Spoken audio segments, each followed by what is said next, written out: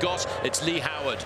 Well, right at the front is Baden Cook with the twitchy head here, looking to lead out to JJ Haido for the finish. Cook, he set that whoa steady on there, swung far too wide as the lead out now is going for the line, and it looks as though Matty Hayman is trying to start the lead out in second wheel. Sky look as though they're getting themselves into a position.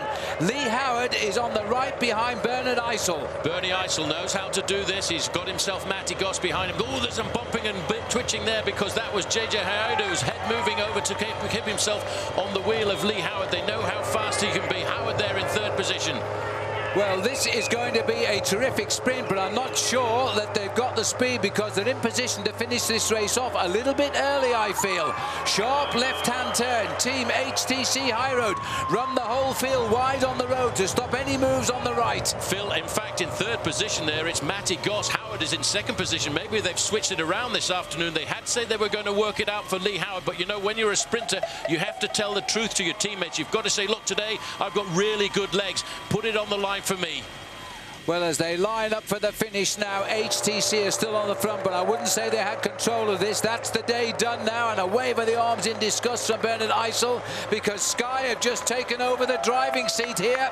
Remember, they won the first two stages. Ben Swift is sitting on third wheel. He has a real chance now to top and tail this tour. That's big Matty Hayman on the front there, I think, giving the big burst up to the line. This is a real move for them. In fact, it's Henderson in third position. Well, it's Sagan who's coming up on the left of the road there, the second rider in the green colours, and he's in the perfect position now to go for the line as Chris Froome tries to lead them out. Frere has forced his way under the Kenda, 1 kilometre to go, and I don't know whether Frere's got the speed, but they're coming up towards the line. The lead out is for Ben Swift as we open up now. The other lead out from HTT is for the second rider in white, Lee Howard. Lee Howard kicks towards the line now. No, it is in fact Gossi who's gone. He was led out by Lee Howard. Sagan is coming on the right. Garcia's getting it on the line. He has done it. He's back in the big time. Win number 8. Peter Sagan will be second.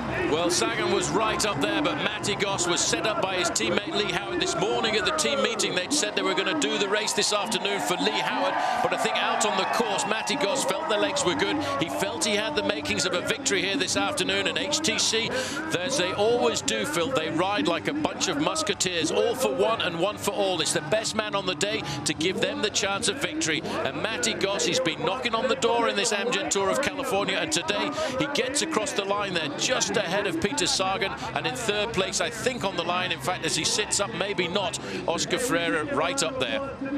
And let's not forget who has won the 2011 Amgen Tour of California. 2 arms aloft. He rides in just behind Levi Leipheimer as well. In fact, that is not Leipheimer, that is Zubeldia, who's looking to make sure he's just crossed the line in safe condition here.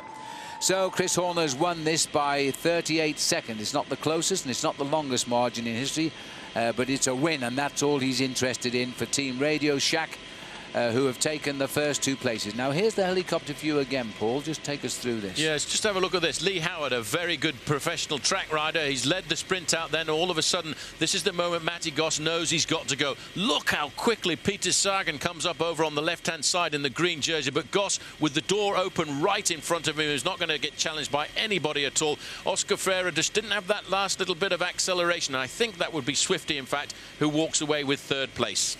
Well, it's a photo finish, that will no doubt tell us, but it's certainly Oscar Freire and Greg Henderson, in fact, not Swifty, who's alongside him there, but we'll see what the camera tells us in a moment. Well, the lunge for the line. He wanted that victory, Matty Goss, and what a season he's having, you know. I think with the start of the year that he had in Australia, 2nd overall in the Santos Tour Down Under, a winner of the opening stage, and then getting Milan-San Remo, and then capping it all off with a great victory here for him and HTC High Road at this bike race.